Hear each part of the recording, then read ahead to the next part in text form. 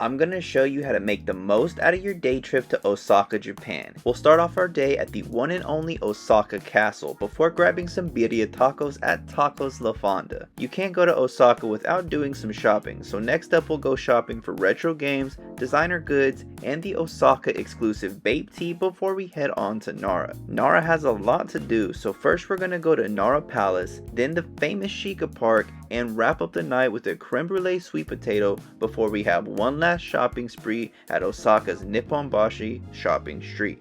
Today I'm going to be arriving to Osaka by the Shinkansen train.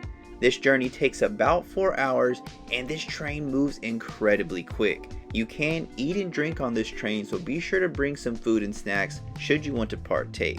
After stowing our luggage, our first stop had to be the Osaka Castle, the one and only. This place is absolutely beautiful, and you gotta love that they protect the cats too. Walking up to the castle is pretty steep, so do be prepared to walk across some stairs. Once you make it to the top, you'll realize that the walk was 100% worth it. They do also have a place right next door that has a rooftop cafe where you can get some pretty good views of the castle. We didn't have time for that today, so I went ahead and got you 3 different angles before we made our descent and checked out the surrounding areas, including some of the temples that they have to offer. I am starting to get pretty hungry, and I don't know if you heard what I said earlier when I said birria tacos. I found a place here in Osaka to get birria tacos, so I figured why not take you along with me to Taqueria La Fonda here in Osaka, Japan. This place absolutely slams. I came here for the birria de res, but they have a pretty wide menu. They cook it up right there in front of you, and I got absolutely lucky because I didn't have a reservation.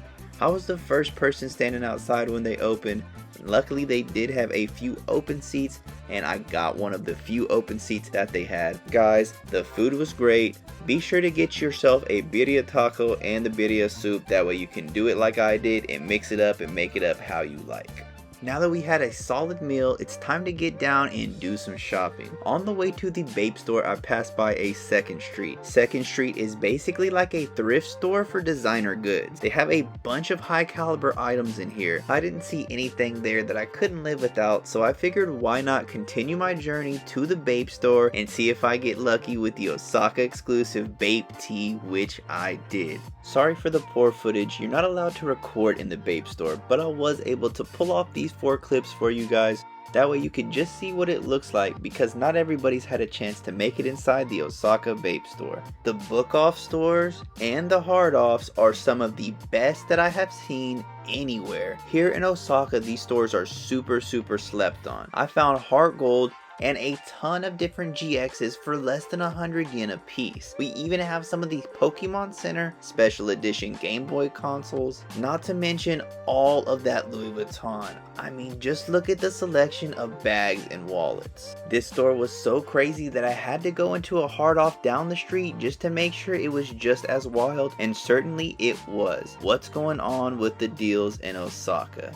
Either way, it's time to go ahead and pack our bag and head on out to Nara. Nara is a hidden gem, and it's only an hour detour from Osaka, so it really can't be included in your Osaka day trip. The first stop in Nara should be the Nara Palace. Instead of going directly to the Shika Park like most people do, let's check out some of Nara's other historical sites. The people here and the staff are so friendly. They also do have a few English guides that can certainly make things a lot more convenient for a tourist, and especially being an English speaker. Anytime you come to a place like this, guys, just make sure to please be respectful, don't damage anything, and make sure to clean up after yourself if you decide to use any of the services like the vending machines or have any snacks or drinks, as I did. Please be respectful and make sure to dispose of your garbage properly. Here at the Nara Palace, they also do have the famous Kintoshi ship. I have never been on a ship like this whatsoever, so it was awesome to step foot on the Kintoshi ship and see a perfectly restored example. This ship was absolutely beautiful. I mean, just look at the bamboo mast. You don't get stuff like that nowadays. Everything is all metal and steel. Now for the moment I know a lot of you have probably been waiting for. This is the walkthrough of the full Nara Shika Park. Not only do they have the main Nara Shika Park area, but they do also have temples and a botanical garden along the way. There's so much to see, and there is an absolute abundance of deer, and you start to see them right when you get off the train. Once you walk directly past the fountain, you're greeted by various temples. Now do pay attention because some of them charge entrance fees, so make sure you do pay entrance fees when you're required to do so. But just look at all the deer in the park chilling. They're in the streams, they're in the streets, they even use the crosswalk. It is such a beautiful environment to see all these deer so well respected, loved, and nurtured here. And not only that, the temples surrounding the area are absolutely beautiful as well. And guys, just look at this deer. He looks like he's absolutely done with the day. That's how you're gonna feel once you get to Japan and you complete the ultimate day trip itinerary yourself. Now do keep in mind, guys, all of the places I'm showing you in this video I have vlogged in depth, and you could truly spend a day a piece at each one of these destinations that I've shown you. But the purpose of this video today is to show you the ultimate day trip itinerary, so I'm trying to show you how to get the most of those all into one day as comfortably as possible. This right here was the Botanical Garden. It's absolutely beautiful. Understandably so, deer are not allowed in the Botanical Garden, so we didn't spend too much time there. I wanted to get right back to the action and see these guys chilling, because it's not every day, especially not back home in America, that you get to see deer just walking through the street using the crosswalk,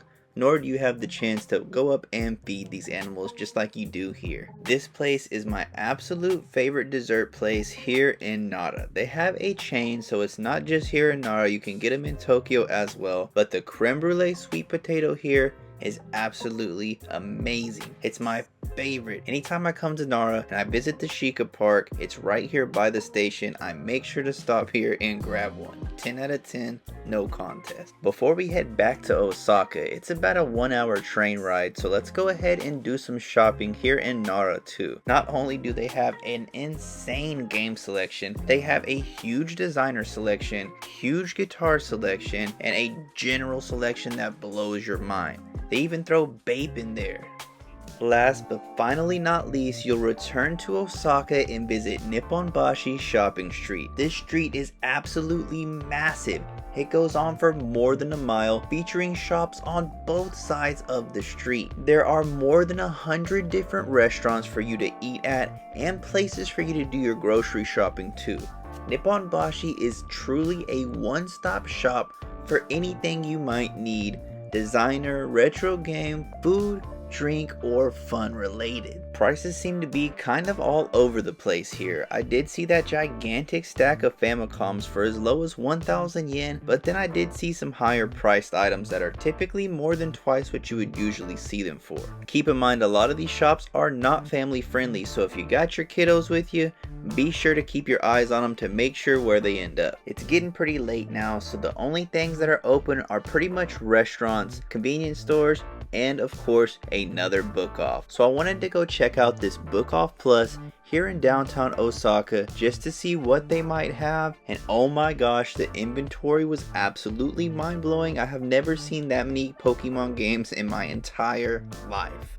Thank you guys so much for watching my ultimate one-day Osaka itinerary. I hope you really enjoyed this video and you found some new places that you might visit on your next Japan trip. If you got any questions, let me know down below, and I'll see you in the next one. Peace!